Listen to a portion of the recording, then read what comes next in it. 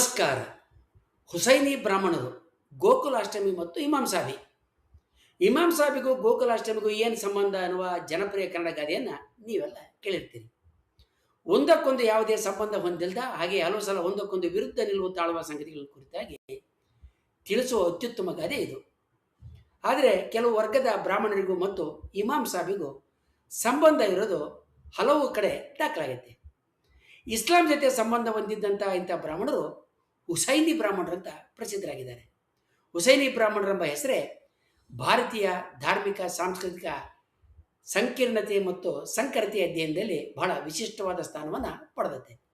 ಸಾಮಾನ್ಯವಾಗಿ ಇದು ಉತ್ತರ ಭಾರತದ ಮೊಹೇಲ್ ಬ್ರಾಹ್ಮಣ ಸಮುದಾಯದ ವಿಶೇಷವಾಗಿ ದತ್ತ ವಂಶದ ಕೆಲವು ಕುಟುಂಬಗಳಿಗೆ ಸಂಬಂಧಿಸಿದಂಥ ಗುರುತಾಗೈತೆ. ಇವರೇ ಹುಸೈನಿ ಬ್ರಾಹ್ಮಣರು. ಹುಸೈನಿ ಎಂಬ ವಿಶೇಷಣ ಹುಸೈನ್ ಇಬ್ನ್ ಆಲಿ ಅವರ ನೆನಪಿನ ಜೊತೆಗೆ ಸೇರಿಸಿಕೊಳ್ತಕ್ಕಂಥ ಒಂದು ಸಮುದಾಯದ ನೆನಪು. ಈ ಗುರುತು ನೇರ ಐತಿಹಾಸಿಕ ದಾಖಲೆಗಳಿಗಿಂತ ಹೆಚ್ಚಾಗಿ ನೆನಪಿನ ಇತಿಹಾಸ ಅಂದರೆ ಮೆಮೊರಿ ಹಿಸ್ಟ್ರಿ ಮತ್ತು ಸಮುದಾಯದ ವಂಶಕಥನ ಮತ್ತು ರಾಜಕೀಯ ಸಾಂಸ್ಕೃತಿಕ ಸ್ವಯಂ ನಿರ್ಮಿತ ಗುರುತುಗಳು ಅಂದರೆ ಐಡೆಂಟಿಟಿಗಳ ಸಂಕೀರ್ಣ ಸಮನ್ವಯ ಅಂತ ಹೇಳ್ಬೋದು. 7ನೇ ಶತಮಾನದಲ್ಲಿ ಇಸ್ಲಾಂ ಧರ್ಮದಲ್ಲಿ ನಡೆದ ಒಂದು ಮಹತ್ವವಾದ ಘಟನೆ ಮೊಹರಂ ಹಬ್ಬದಲ್ಲಿ ನಮಗೆ ಕಾಣಿಸ್ಕೊಳ್ಳುತ್ತೆ. ಆ ಕಾಲದಲ್ಲಿ ನಡೆದ ದುರಂತದ ನೆನಪಿಗಾಗಿ ಶಿಯಾ ಮುಸ್ಲಿಮರು ತಮ್ಮನ್ನೇ ತಾವು ಹೊಡೆದುಕೊಂಡು ಕತ್ತರಿಸಿಕೊಂಡು ದಂಡಿಸಿಕೊಳ್ತಾರೆ. ಇದೇ ಘಟನೆ ಹುಸೈನಿ ಬ್ರಾಹ್ಮಣರನ್ನ ಮುಸ್ಲಿಮರ ಜೊತೆಗೆ ಬೆಸೆಯುತ್ತೆ. ಕರ್ಬಾಲಾ ಯುದ್ಧ ಸಾಮಾನ್ಯ ಶಕೆ 680 ಅಕ್ಟೋಬರ್ 10 ಅಂದರೆ ಇಸ್ಲಾಮಿಕ್ ಪಂಚಾಂಗದ ಪ್ರಕಾರ ಮೊಹರಂ ತಿಂಗಳಿನ 10ನೇ ದಿನ ಅಶುರಾ ಇಂದಿನ ಇರಾಕ್ ದೇಶದ ಕರ್ಬಾಲಾ ಪ್ರದೇಶದಲ್ಲಿ ನಡೆದಂಥ ಒಂದು ಮಹತ್ವದ ಐತಿಹಾಸಿಕ ಧಾರ್ಮಿಕ ಸಂಘರ್ಷದ ಘಟನೆ. ಪ್ರವಾದಿ ಮಹಮ್ಮದ್ ಪೈಗಂಬರ್ ನಂತರ 4 ಜನ ಖಲೀಫ್ಗಳು ಕಾಣಿಸಿಕೊಳ್ತಾರೆ. ಮೊದಲನೇ ಮೂವಯ್ಯ ಕೂಡ ಒಬ್ಬರು. ಇವರ ಸಾವಿನ ನಂತರ ಅವರ ಮಗ ಮೊದಲನೇ ಯಾಜಿದ್ದು ಖಲೀಫ ಹುದ್ದೆಗೆ ಇರ್ತಾನೆ. ಮಹಮ್ಮದ್ ಪೈಗಂಬರರ ಮಗಳು ಫಾತಿಮಾ ಮತ್ತು ಅಳಿಯ ಆಲಿ ಮಗನಾದಂಥ ಹುಸೈನ್ ಇಬ್ನ್ ಆಲಿ ಅಂದರೆ ಮಹಮ್ಮದ್ ಪೈಗಂಬರರ ಮೊಮ್ಮಗ ಹುಸೈನ್ ಇಬ್ನ್ ಆಲಿ ಯೂಜಿದ್ ಆಡಳಿತವನ್ನು ನ್ಯಾಯಸಮ್ಮತ ಅಂತ ಒಪ್ಪೋದಿಲ್ಲ. ಯಾಕಂದರೆ ಖಲೀಫಾತ್ ವಂಶ ಪಾರಂಪರ್ಯ ಆಗೋದು ಇಸ್ಲಾಮಿನ ಪ್ರಾರಂಭಿಕ ಆದರ್ಶಗಳಿಗೆ ವಿರುದ್ಧ ಅಂತ ಅವರು ನಂಬಿರ್ತಾರೆ ಮತ್ತು ಭಾವಿಸಿರ್ತಾರೆ. ಕುಫಾ ನಗರದ ಜನ ಹುಸೈನ್ರನ್ನ ತಮ್ಮನ ನಾಯಕನಾಗಿ ಬರೋದಕ್ಕೆ ಆಹ್ವಾನವನ್ನು ಕೊಡ್ತಾರೆ. ಆದರೆ ಅವರು ಕರ್ಬಾಲಕ್ಕೆ ಬಂದಾಗ ಯೂಜಿದ್ನ ಸೇನೆ ಅವರ ದಾರಿಗಳಿಗೆ ಅಡ್ಡ ಹಾಕುತ್ತೆ. ಅವರನ್ನು ಮತ್ತು ಅವರ ಕುಟುಂಬವನ್ನು ಮುತ್ತಿಗೆ ಹಾಕುತ್ತೆ. ಹುಸೈನ್ರ ಜೊತೆಗೆ ಸುಮಾರು 72 ಜನ ಇರ್ತಾರೆ. ಯೂಜಿದ್ ಸೇನೆ ಸಾವಿರಾರು ಸೈನಿಕರನ್ನು ಹೊಂದಿರ್ತದೆ. ಹಲವಾರು ದಿನ ನೀರಿನ ಸರಬರಾಜನ್ನ ಕಡಿತಗೊಳಿಸುತ್ತೆ. ಹುಸೈನರ ಕುಟುಂಬ ಮತ್ತು ಪರಿವಾರವನ್ನು ಹಸುವು ಮತ್ತು ನೀರಿನಿಂದ ಕಂಗೆಡುವಂತೆ ಮಾಡುತ್ತೆ. ಕೊನೆಗೆ ಅಶುರಾ ದಿನ ಯುದ್ಧ ನಡೆಯುತ್ತೆ. ಹುಸೈನರ ಬಂಧುಗಳು, ಮಕ್ಕಳು, ಸಹಚರರು ಒಬ್ಬೊಬ್ಬರಾಗಿ ಬಲಿಯಾಗ್ತಾರೆ. ಕೊನೆಯಲ್ಲಿ ಹುಸೈನ್ ಕೂಡ ಹುತಾತ್ಮರಾಗ್ತಾರೆ. ಅವರ ತಲೆಯನ್ನು ಕಡಿದು ಪ್ರದರ್ಶನ ಮಾಡಲಾಗುತ್ತೆ. ಹುಸೈನ್ ಕುಟುಂಬದ ಮಹಿಳೆಯರು ಮತ್ತು ಮಕ್ಕಳು ಕೂಡ ಬಂಧಿಸಲ್ಪಡ್ತಾರೆ. ಕರ್ಬಾಲಾ ಯುದ್ಧದ ರಾಜಕೀಯ ಪರಿಣಾಮವಾಗಿ ಶಿಯಾ ಸುನ್ನಿ ವಿಭಜನೆ ಗಾಢವಾಗುತ್ತಾ ಹೋಗುತ್ತೆ. ಈ ಕರ್ಬಾಲಾ ಕದನ ಇಸ್ಲಾಂ ಧಾರ್ಮಿಕ ನೆನಪಿನಲ್ಲಿ ಶಹಾದತ್ತು, ನ್ಯಾಯ ಮತ್ತು ನೈತಿಕ ಪ್ರತಿರೋಧದ ಶಾಶ್ವತ ಸಂಕೇತಾಗಿ ಉಳ್ಕೊಂಡತೆ. ಹುಸೈನಿ ಬ್ರಾಹ್ಮಣರ ಸಮುದಾಯದ ಕಥೆಯ ಪ್ರಕಾರ ರಹಬ್ ಸಿದ್ ದತ್ತ ಅಥವಾ ರಾಹಿಬ್ ದತ್ತ ಎಂಬ ಭಾರತೀಯ ಮೂಲದ ಬ್ರಾಹ್ಮಣ ಯೋಧ ತನ್ನ 7 ಜನ ಗಂಡು ಮಕ್ಕಳ ಜೊತೆಗೆ ಕರ್ಬಾಲಕ್ಕೆ ತೆರಳಿ ಇಮಾಮ್ ಹುಸೈನರ ಪರವಾಗಿ ಯುದ್ಧ ಮಾಡಿದಂತ ಹೇಳಲಾಗುತ್ತೆ. ಈ ಕಥೆಯಲ್ಲಿ ಈ ರಹಬ್ ಸಿದ್ ದತ್ತನ 7 ಜನ ಗಂಡು ಮಕ್ಕಳು ಕೂಡ ಹುತಾತ್ಮರಾಗ್ತಾರೆ. ಅದಕ್ಕಾಗಿ ಅದರ ಗೌರವಾರ್ಥವಾಗಿ ದತ್ತ ವಂಶಕ್ಕೆ ಹುಸೈನಿ ಪದ ಸೇರ್ಕೊಳ್ಳುತ್ತೆ ಅಂತ ವಿವರಣೆ ದಕ್ಕುತ್ತೆ ನಮಗೆ. ಹುಸೈನಿ ಬ್ರಾಹ್ಮಣರ ಇತಿಹಾಸವನ್ನು ಅರ್ಥ ಮಾಡಿಕೊಳ್ಳೋದಕ್ಕೆ ಮೊದಲು ನಾವು ಮೊಹೇಲ್ ಬ್ರಾಹ್ಮಣ ವಂಶ ಪರಂಪರೆಯ ಮೂಲ ಆಧಾರಗಳನ್ನ ತಿಳಿಬೇಕು. ಯಾಕಂದರೆ ಹುಸೈನಿ ಬ್ರಾಹ್ಮಣ ಅನ್ನೋದು ಸ್ವತಂತ್ರವಾದಂಥ ಒಂದು ಜಾತಿ ಅಥವಾ ಪ್ರತ್ಯೇಕ ವರ್ಣ ಅಥವಾ ವರ್ಗ ಅಲ್ಲ. ಅದು ಮೊಹೇಲ್ ಬ್ರಾಹ್ಮಣ ಸಮುದಾಯದ ಒಳಗೆ ಇರ್ತಕ್ಕಂಥ ವಿಶೇಷವಾದ ನೆನಪು ಮತ್ತು ಗುರುತು, ಐಡೆಂಟಿಟಿ. ಇದು ವಿಶೇಷವಾಗಿ ದತ್ತ ಬ್ರಾಹ್ಮಣ ಶಾಖೆಗೆ ಸಂಬಂಧಪಡುತ್ತೆ. ಇತಿಹಾಸದ ಪರವಾಗಿ ಅವರ ಬಗ್ಗೆ ದೊರಕತಕ್ಕಂಥ ಮೂಲ ಗ್ರಂಥಗಳನ್ನು 3 ಹಂತಗಳಲ್ಲಿ ನಾವು ನೋಡ್ಬೋದು. ಭಾಟ್ ವಂಶಾವಳಿ ಪಟ್ಟಿಗಳು ಮೊದಲನೇದಾದರೆ 20ನೇ ಶತಮಾನದ ಇಂಗ್ಲಿಷ್ ಸಂಗ್ರಹಗಳು 2ನೇವು. 3ನೇವು ಸಮುದಾಯದ ಆಧಾರಿತವಾದಂಥ ಸಂಕಲನಗಳು ಮತ್ತು ನೆನಪುಗಳು. ಉತ್ತರ ಭಾರತದ ಅನೇಕ ಯೋಧ ಬ್ರಾಹ್ಮಣ ಸಮುದಾಯಗಳಂತೆ ಮೊಹ್ಯಾಲ್ಗಳಲ್ಲಿಯೂ ಕೂಡ ಭಾಟ್ಗಳು ಅಂದರೆ ವಂಶಗಳ ಕಥನಕಾರರು ಕುಟುಂಬಗಳ ವಂಶಾವಳಿಯನ್ನು ಪೀಳಿಗೆಯಿಂದ ಪೀಳಿಗೆಗೆ ದಾಖಲೆ ಮಾಡ್ತಾ ಇದ್ರು. ಈ ಪಠ್ಯಗಳಲ್ಲಿ ಪೋತಿರಾಯ್ ಸೀಗರು, ಜಂಗನಾಮ ಮೊಹನಾಮ, ಇಸ್ಲಾಹ ಮೊಹಿಲ್ ಮುಖ್ಯವಾದಂಥ ಪಠ್ಯಗಳು ಮತ್ತು ದಾಖಲೆಗಳಾಗಿದ್ದಾವೆ. ಈ ಗ್ರಂಥಗಳಲ್ಲಿ 7 ಮೊಹ್ಯಾಲ್ ಶಾಖೆಗಳ ಮೂಲ ವಂಶ, ಮದುವೆ ಸಂಬಂಧಗಳು, ಅವರು ಕಥನಗಳಲ್ಲಿ ಪಾಲ್ಗೊಂಡಿದ್ದು, ಹಾಗೆ ಒಂದು ಕಡೆಯಿಂದ ಇನ್ನೊಂದು ಕಡೆಗೆ ಹೋದಂಥ ವಲಸೆಗಳ ದಾಖಲೆಗಳು ಸಿಗ್ತವೆ. ವಿಶೇಷವಾಗಿ ಜಂಗನಾಮ ಮೊಹನಾನು ಪದ್ಯ ರೂಪದಲ್ಲಿ ರಚನೆಯಾಗಿದ್ದು ಈ ಸಮುದಾಯದ ನೆನಪನ್ನು ಸಾಹಿತ್ಯ ರೂಪದಲ್ಲಿ ಉಳಿಸ್ಕೊಂಡೈತೆ. ಈ ಪಠ್ಯಗಳು ಶುದ್ಧ ಐತಿಹಾಸಿಕ ದಾಖಲೆಗಳಿಂದ ಸಮುದಾಯದ ನೆನಪು ಪರಂಪರೆ ಆಗಿರೋದ್ರಿಂದ ಅವುಗಳಲ್ಲಿ ದಂತಕಥೆ ಮತ್ತು ವಾಸ್ತವಿಕತೆಗಳು ಎರಡು ಕೂಡ ಬೆರೆತೋಗಿದ್ದಾವೆ. ಮೊಹ್ಯಾಲ್ ಬ್ರಾಹ್ಮಣರಲ್ಲಿ ಪರಂಪರೆಯಿಂದ 7 ಮುಖ್ಯವಾದಂಥ ವಂಶಗಳು ಹೇಳಲ್ಪಡ್ತಿದ್ದಾವೆ. ಅವು ದತ್ತ, ಬಾಳಿ, ಚಿಬ್ಬರು, ಮೋಹನು, ವೈದ್ಯ, ಲವ್ ಮತ್ತು ಭೀಮ್ವಾಲು.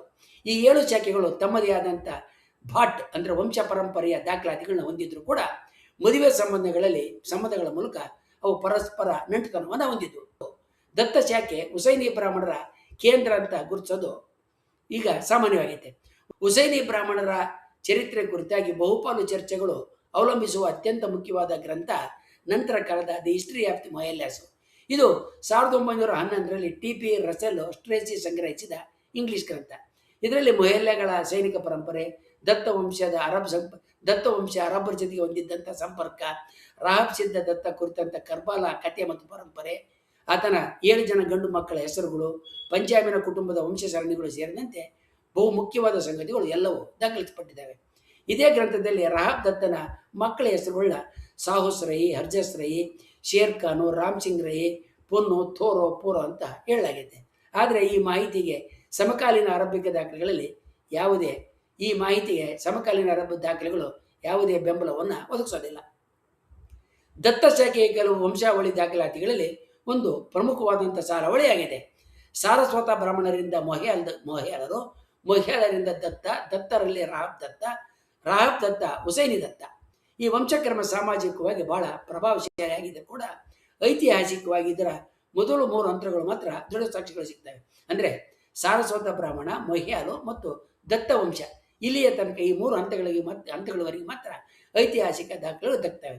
ರಾಹಬ್ ದತ್ತ ಮತ್ತು ಆತ ಹುಸೈನಿ ದತ್ತರಾಗಿದ್ದಂಥದ್ರ ಬಗ್ಗೆ ದಾಖಲೆಗಳು ಸಿಗಲಿಲ್ಲ. ರಾಹಬ್ ದತ್ತ ಹಂತದಿಂದ ಮೌಖಿಕ ಪರಂಪರೆ ಮತ್ತು ಹೆಚ್ಚು ಪ್ರಾಬಲ್ಯವನ್ನು ಪಡೆದಿದೆ. ಮೊಹ್ಯಾಲ್ ಬ್ರಾಹ್ಮಣರು ಸಾಮಾನ್ಯ ಬ್ರಾಹ್ಮಣ ಪರಂಪರೆಯ ಪುರೋಹಿತ ಧರ್ಮಕ್ಕಿಂತ ವಿಭಿನ್ನವಾದಂಥ ಸೈನಿಕ ಸೇವೆಯಲ್ಲಿ ಪ್ರಸಿದ್ಧರಾಗಿರ್ತಾರೆ. ಇವರ 7 ಶಾಖೆಗಳು ಅಂದರೆ ನಾವು ಈಗಾಗಲೇ ಹೇಳಿದಂತೆ ದತ್ತ, ಬಾಳಿ, ಚಿಬ್ಬರು, ಮೋಹನು, ವೈದ್ಯ, ಲವ್, ಭೀಮ್ವಾಲು ಪಂಜಾಬ್ ಪ್ರದೇಶದ ರಾಜಕೀಯ ಇತಿಹಾಸದಲ್ಲಿ ಸಕ್ರಿಯರಾಗಿರ್ತಾರೆ. ಮಧ್ಯಕಾಲೀನ ಉತ್ತರ ಭಾರತದಲ್ಲಿ ಯುದ್ಧ, ಗಡಿ ಪಾಲನೆ ಮತ್ತು ಆಡಳಿತದಲ್ಲಿ ಇವರ ಪಾಲ್ಗೊಳ್ಳುವಿಕೆ ಸಾಕಷ್ಟು ಗುರುತಿಸುವಂತೆ ದಾಖಲಾಗಿದೆ. ಈ ಯೋಧರ ಗುರುತೆ ಹುಸೈನಿ ಕಥೆಯನ್ನು ಸಮುದಾಯದ ನಂಬಿಕೆಗೆ ಪಾತ್ರವಾಗಂತೆ ಮಾಡುತ್ತೆ. ಯಾಕಂದರೆ ಬ್ರಾಹ್ಮಣರು ಕೂಡ ಯುದ್ಧ ಮಾಡ್ತಾರೆ ಅನ್ನುವ ವಾಸ್ತವಿಕ ಸಾಮಾಜಿಕ ಹಿನ್ನೆಲೆ ಈ ಕಥೆಗೆ ನೆಲೆಯಾಗೈತೆ. ಕೆಲವು ಇತಿಹಾಸಕಾರರು ಹೇಳೋ ರೀತಿಯಲ್ಲಿ ಹುಸೈನಿ ಬ್ರಾಹ್ಮಣರ ಕರ್ಬಾಲ ನೆನಪಿನ ಕಥೆ ನೇರವಾಗಿ 7ನೇ ಶತಮಾನಕ್ಕೆ ಸೇರದೇ ಇದ್ದರೂ ಕೂಡ ನಂತರದ ಶತಮಾನಗಳಲ್ಲಿ ಪಂಜಾಬ್ನ ವ್ಯಾಪಾರಿಗಳು ಮತ್ತು ಬ್ರಾಹ್ಮಣ ಯೋಧರು ಮತ್ತು ಪರ್ಷಿಯನ್ ಅರಬಿಕ್ ಜಗತ್ತಿನ ಸಂಪರ್ಕದಿಂದ ಇಂಥ ನೆನಪುಗಳು ರೂಪುಗೊಂಡಿರಬಹುದು ಅಂತ ಅವರು ಹೇಳ್ತಾರೆ. ಪಂಜಾಬ್ ಮತ್ತು ಇರಾಕ್ ನಡುವೆ ಸೂಫಿ ಮಾರ್ಗಗಳು, ವ್ಯಾಪಾರದ ದಾರಿಗಳು ಮತ್ತು ಸೈನಿಕ ಸಂಪರ್ಕಗಳು ಮಧ್ಯಯುಗದಲ್ಲಿ ಸಾಕಷ್ಟು ಇದ್ವು. ಇದರಿಂದ ಶಿಯಾ ನೆನಪು ಭಾರತೀಯ ಸಮುದಾಯಗಳಲ್ಲೇ ಪ್ರವೇಶ ಮಾಡಿ ದಂತಕಥೆಯಾಗಿ ಹುಸೇನಿ ಬ್ರಾಹ್ಮಣರ ಮೂಲ ಕಥೆಯಾಗಿ ಬದಲಾಯಿತು ಅಂತ ಅವ್ರು ಹೇಳ್ತಾರೆ. ಆದರೆ ಪ್ರಾಥಮಿಕ ಅರಬ್ ಇತಿಹಾಸ ಗ್ರಂಥಗಳಾದಂತಹ ತಾರಿಖ್ ಅಲ್ ತಬಾರಿ ಮತ್ತು ಮಕ್ತಲ್ ಅಲ್ ಹುಸೇನಿ ಮತ್ತು ಕರ್ಬಾಲ ಕುರಿತಾದಂಥ ಪ್ರಾಥಮಿಕ ಶಿಯಾ ಮಕ್ತಲು ಮುಂತಾದ ಮೂಲಗಳಲ್ಲಿ ಭಾರತೀಯ ಬ್ರಾಹ್ಮಣರ ಯೋಧರ ಉಲ್ಲೇಖ ಇಲ್ಲ. ಖ್ಯಾತ ಹಿಂದಿ ಸಾಹಿತಿ ಪ್ರೇಮ್ಚಂದ್ ಅವರು ತಮ್ಮ ಕರ್ಬಾಲ ನಾಟಕದಲ್ಲಿ ಹಿಂದೂಗಳು ಯುದ್ಧದಲ್ಲಿ ಭಾಗವಹಿಸಿದ್ದನ್ನು ಸಾಹಿತ್ಯಿಕವಾಗಿ ಚಿತ್ರಿಸಿದ್ದಾರೆ. ಇದಕ್ಕೆ ಪೂರಕನಂತೆ ಉತ್ತರ ಭಾರತದಲ್ಲಿ ವಾಹ್ ದತ್ ಸುಲ್ತಾನ್ ಹಿಂದೂ ಕಾ ಧರ್ಮ್, ಮುಸಲ್ಮಾನ್ ಕಾ ಇಮಾನ್, ಅಂದರೆ ದತ್ ಒಬ್ಬ ಸುಲ್ತಾನ್, ಧರ್ಮದಲ್ಲಿ ಹಿಂದೂ, ನಂಬಿಕೆಯಲ್ಲಿ ಮುಸಲ್ಮಾನ್ ಅಂತಕ್ಕಂಥ ಹೇಳಿಕೆ ಕೂಡ ಇದೆ. ಸಿನಿಮಾ ನಟ ಸುನಿಲ್ ದತ್ತು, ಆತನ ಮಗ ಸಂಜಯ್ ದತ್ತು ಹುಸೈನಿ ಬ್ರಾಹ್ಮಣರಲ್ಲಿ ನಮಗೆಲ್ಲರಿಗೂ ಗೊತ್ತಿರತಕ್ಕಂಥ ಪ್ರಸಿದ್ಧವಾದಂಥ ಹೆಸರು. ಆಧುನಿಕ ಇತಿಹಾಸಕಾರರು ಈ ಹುಸೈನಿ ಬ್ರಾಹ್ಮಣರ ಹಿನ್ನೆಲೆಯ ಕಥೆಯನ್ನು ಪ್ರತ್ಯಕ್ಷ ಘಟನೆ ದಾಖಲೆ ಅಂತ ಪರಿಗಣನೆ ಮಾಡುತ್ತಿಲ್ಲ.